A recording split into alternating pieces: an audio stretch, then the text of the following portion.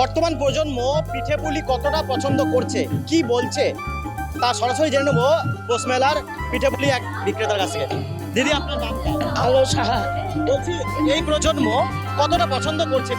খুব কম। এই প্রজন্ম ফাস্ট ফুডটাই পছন্দ করে, পিঠেগুলি খুব একটা পছন্দ করছে না। একটা সময় মানে এই উত্তরবঙ্গ পৌষ মেলা মানেই পিঠে প্রচুর প্রচুর পিঠে বিক্রি করেছি আমি নিজেই।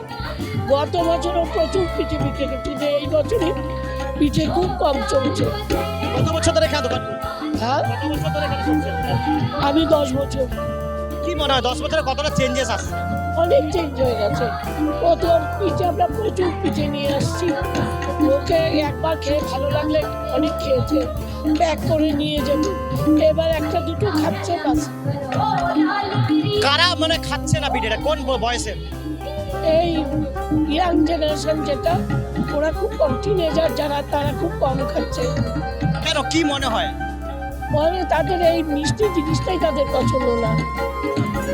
আচ্ছা, এভাবে যদি চলে তাহলে তো হারিয়ে যাবে। একদিন তো হারিয়েই যাবে, কারণ এখনকার পিঠেপুলি সবাই বানাতেও পারে না।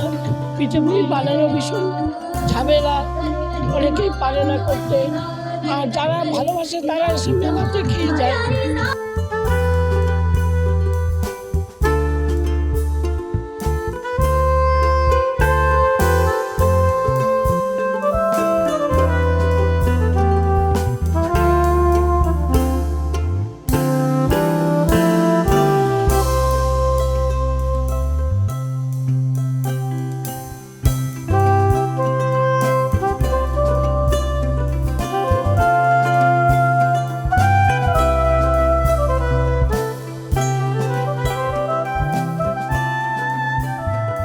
পৌষ মেলা অ্যাকচুয়ালি আমরা 1997-এ শুরু করি, তো মাঝখানে কয়েক বছর আমরা মাঠ পাইনি।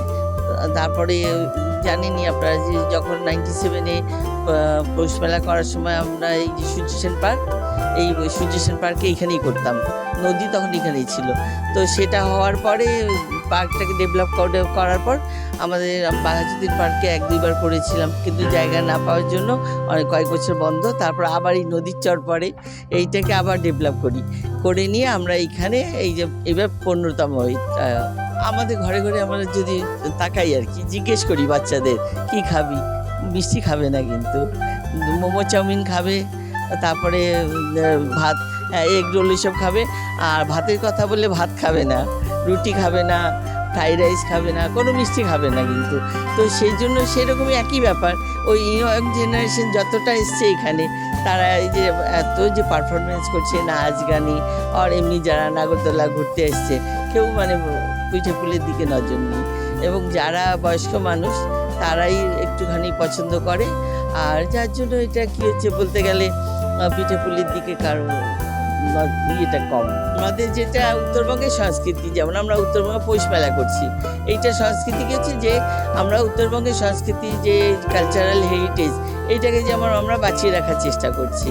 এর মধ্যে যদি কোনো একটা সময় দেখা গেল ওয়েস্টার্ন ঢুকে গেল, তখন মানুষকেও চেঞ্জ করতে হবে, এবং সেটা করতে গিয়ে আমরা আমাদের ঐতিহ্য কিন্তু হারিয়ে ফেলবো। কাজে চেষ্টাটা করা আর কি। আমরা পৌষ মেলার মাধ্যমে যেমন উত্তরবঙ্গের সংস্কৃতিকে তুলে ধরে এখানকার আর্টিস্ট যে প্রতিভা যাতে প্রতিফলিত হয়, সেগুলো যেমন বিভিন্ন মঞ্চে যাতে তারা পৌঁছাতে পারে তার চেষ্টা করছি।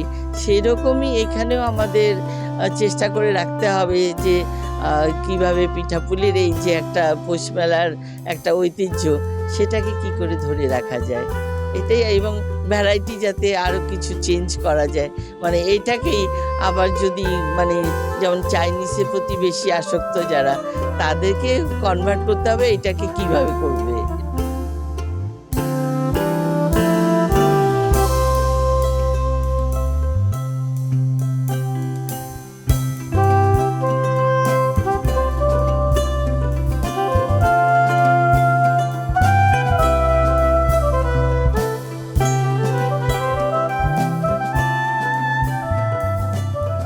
পৌষ মেলা মানেই পিঠে পুলি, এবং পৌষ মেলা এলেই মানুষের মনে কিন্তু সেই গ্রাম বাংলার পিঠে পুলির কথা মনে পড়ে যায়।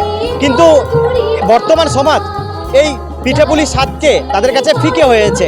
বর্তমানের যুব সমাজ তারা বেছে নিচ্ছে কিন্তু নানা ধরনের চাইনিজ খাবার।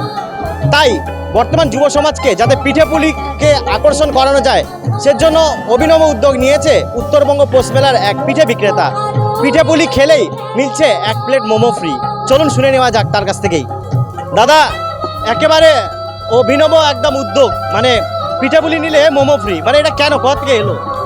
হ্যাঁ, এটা নিশ্চয়ই এই ব্যাপারটা অনেকেই আমাকে জিজ্ঞেস করছে।